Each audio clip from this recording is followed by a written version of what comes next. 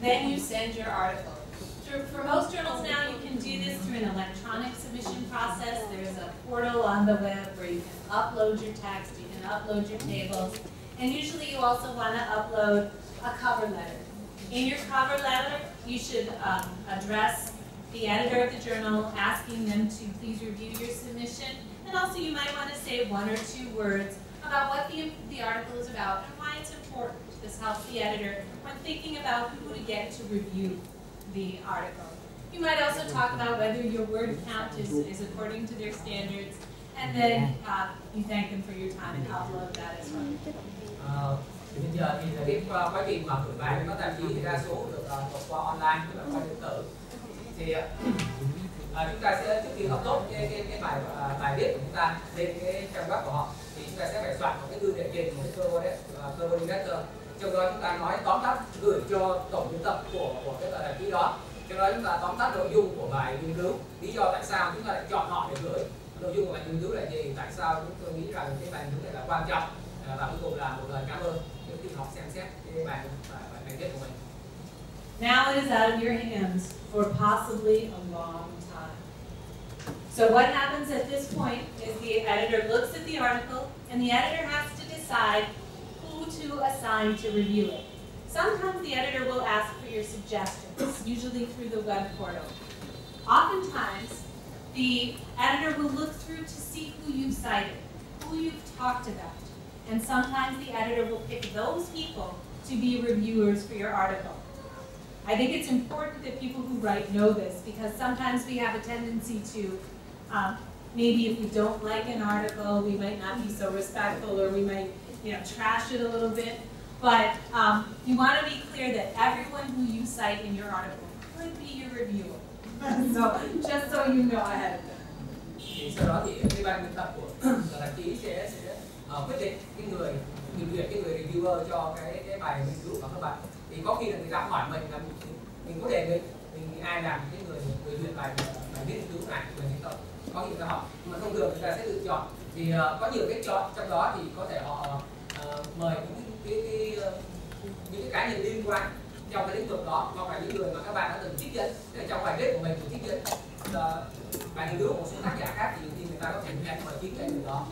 Thì do đó chúng ta trong quá trình viết chúng ta phải rất là cẩn thận, bởi vì tất cả những tác giả mà chúng ta có trích dẫn thì đều có khả năng trở thành người bình duyệt cho bài viết của chúng ta.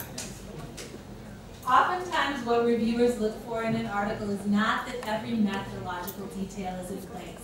What they want to know is that you're making a contribution. You are studying something important in a way that no one else has.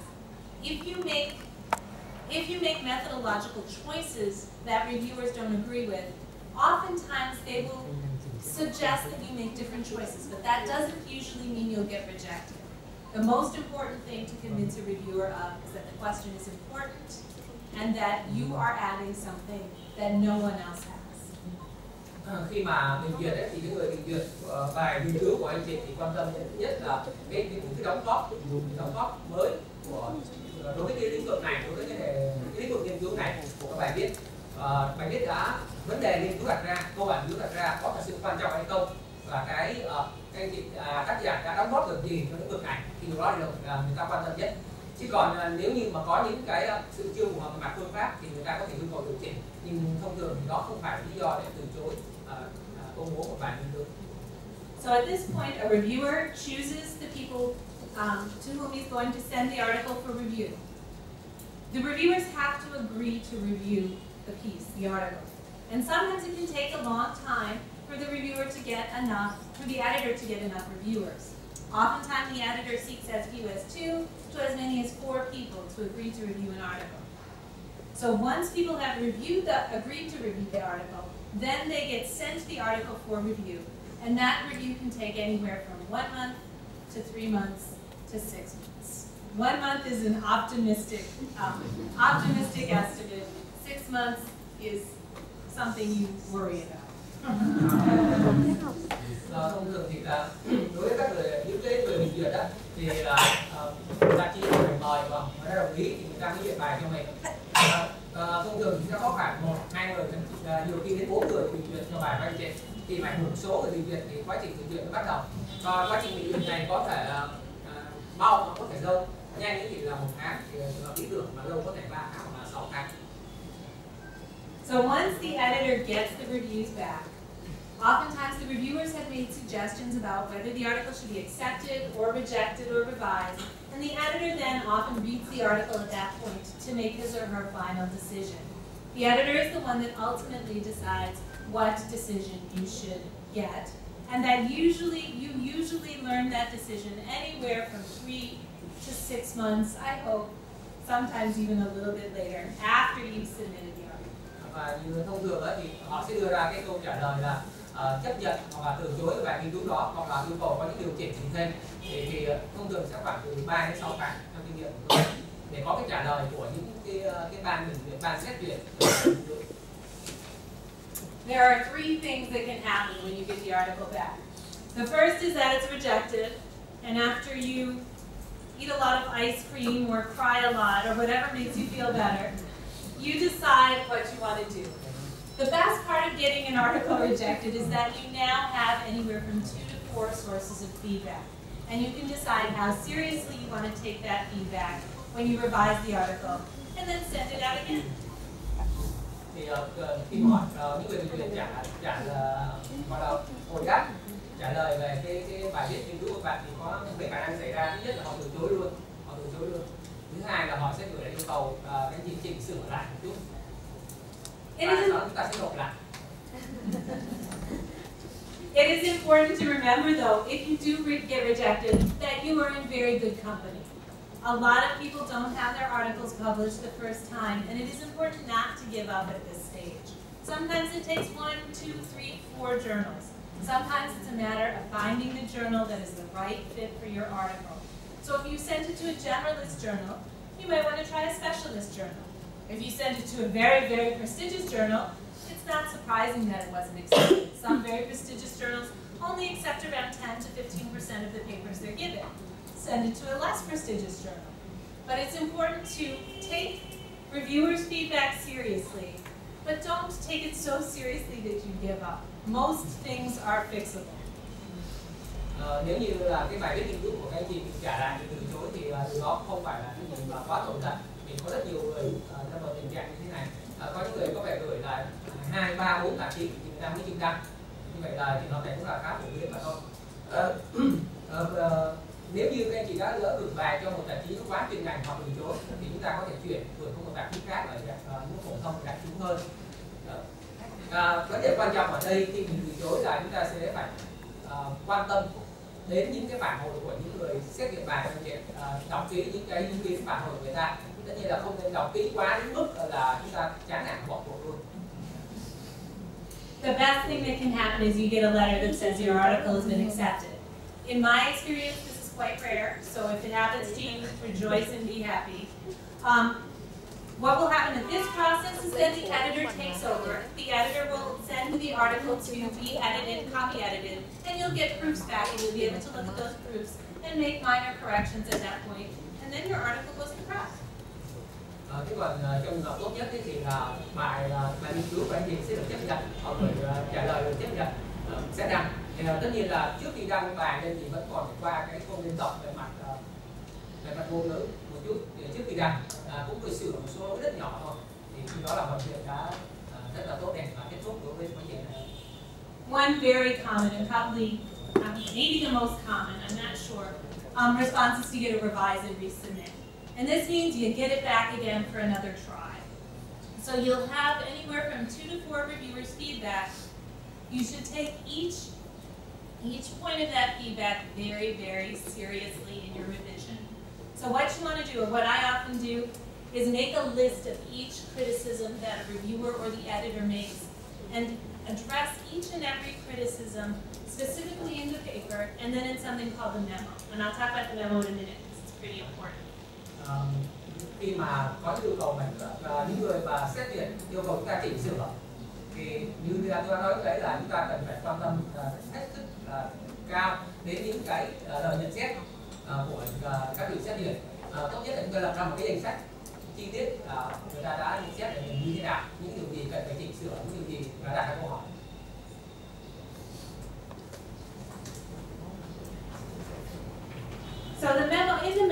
and in your revise and resubmit, you want to make sure you address every reviewer's comments, and even the ones you think that are wrong.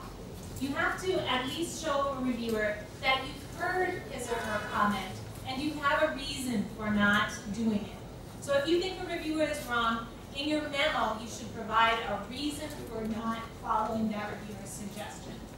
Trong cái danh sách cho các bạn đề ra những cái nhận xét của các bên xét duyệt đó, bên bình duyệt đó, thì các anh chị sẽ phải trả lời cứ giải quyết đến từng một. Thì trong trường hợp chúng ta không đồng ý với người bình duyệt ở một số điểm nào đó, thì chúng ta có được quyền có ý kiến, nhưng mà chúng ta phải thể hiện rằng là chúng ta có lắng nghe họ, có tôn trọng ý kiến đó và đưa ra những lập luận rằng bây giờ tại sao tôi không sửa theo ý của các anh chị. Phải làm như vậy. So in your memo, what you want to do usually is write a larger summary of the major changes you've made to your research paper. What really drastically changed from the first to the next draft. And then in detail, write each reviewer's comments and your response to those comments. Oftentimes I'll even put the page number or sometimes quote the text from the paper where I made that change. So the reviewers know I took their comments very, very seriously. Và khi mà gửi lại cái bài chứng nhận gửi bài sau khi đã sửa thì chúng ta phải ghi lại chi tiết cái chi tiết từng cái nhận xét của người xét duyệt trước đó, chúng ta sửa như thế nào, có thể chúng ta ghi luôn cả cái số trang cho các văn bản cố là ở trang mấy, trích lại nguyên câu đó là như thế nào, ta sửa như thế nào. Thì bằng cái đó cũng là một cách để thể hiện rằng chúng ta tôn trọng cái người mà mình duyệt. Sometimes these memos can be longer than the actual paper. Nhiều khi là cái phần sửa dài hơn cả cái phần văn bản chính. And once you've done this, once you've put together your memo, you've revised, you'll want to submit again, you'll do it through the electronic submission system again, and you'll write another cover letter. And in this cover letter, you want to convince the editor that this draft has changed in ways that have made it better. And you thank your reviewers very kindly for making those suggestions that made the draft better. Và tất nhiên thì sau đó chúng ta lại phải làm lại, chúng ta cũng upload, chúng ta nộp lại cái bài đó qua mạng một lần nữa. Quy trình lặp lại vẫn là một cái thư đệ trình khác. Thế trong thư đệ trình chúng ta có thể nói đã lưu trúc những điều chúng ta đã sửa, cảm ơn các bên đã bình duyệt và đã gửi lại tự động. And then the process begins again. Oftentimes the editor will send the paper out to the same people who reviewed it before. Sometimes the editor will choose a couple new people. So what that might mean is that you get it back and it's another revise and resubmit. So the process continues. All of this to say, it takes a long time to publish an article in a U.S. journal, in a Canadian journal, in some other international journals. Khi các chị gửi lại thông thường thì tạp chí đó sẽ gửi lại đúng những người bình duyệt trước đó, nhưng mà vẫn có trường hợp là người ta gửi cho những người bình duyệt khác, những người xét duyệt khác, thì rõ ràng là nguy cơ để chúng ta sẽ phải tiếp tục chỉnh sửa theo những cái việc giám khảo mới. Thì do đó là tôi muốn nhấn mạnh lại rằng là cái việc mà công bố một cái bài nghiên cứu khoa học trên một tạp chí quốc tế cũng có khi là rất là mất thời gian và khó khăn.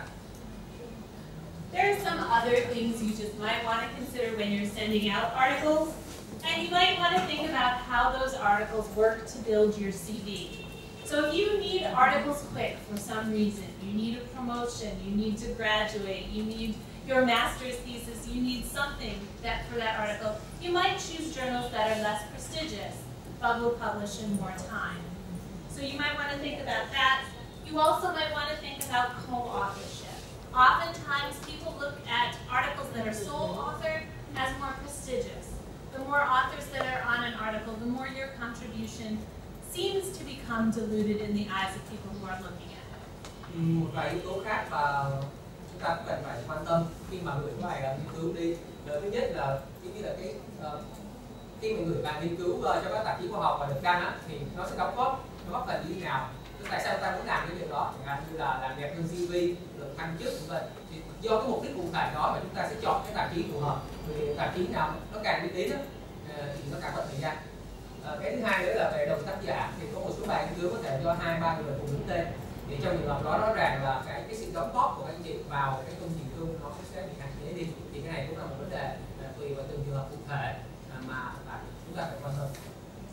So the articles that people consider the most prestigious are those that are sole authored, at least in the social sciences, are those that are sole authored, and those that are in prestigious journals. And prestigious journals are usually measured according to something called their impact score. which is how often that journal is cited in other journals. Một cái vấn đề nữa tức là cái tầm cái uy tín của các tạp chí. Có thể nói là cái tạp chí này, những bài viết trong tạp chí này thường được trích dẫn ở trong các công trình khác, tạp chí khác như thế nào, thì cái tạp chí càng uy tín thì tức là đó, cái việc mà họ trích dẫn nhiều như thế nào cũng là một chỉ số thể hiện cái uy tín của tạp chí mà chúng ta dựa vào. Your article is also considered more important the more it's been cited. So you want to put your article in a place where you know people will see it, and people who want to see it will see it and be able to use it. So citations are also important when considering your article. Và cái vấn đề trích dẫn cũng là vấn đề quan trọng, chúng ta cần phải lưu ý, tức là bài viết của anh chị sẽ càng trở nên quan trọng nếu được trích dẫn bởi nhiều cái bài viết khác và nhiều cái bài nghiên cứu khác. And finally, peer-reviewed articles are considered much more prestigious than articles that are placed in edited volumes. Usually peer review counts more in people's eyes than do articles in edited volumes. Và một vấn đề cuối cùng là cái bài về chất lượng của bình duyệt, tức là một bài nghiên cứu mà được bình duyệt rồi mới được chọn ra thì sẽ đối với nhiều người sẽ có là cái tầm quan trọng hơn so với những bài viết được tạp chí chọn ra mà không qua bình duyệt. So I look forward to reading all of your articles very soon, within at least the next, say, 3 years. And hopefully this helped a little bit. Thank you all, and of course I'll take questions or comments or discussion.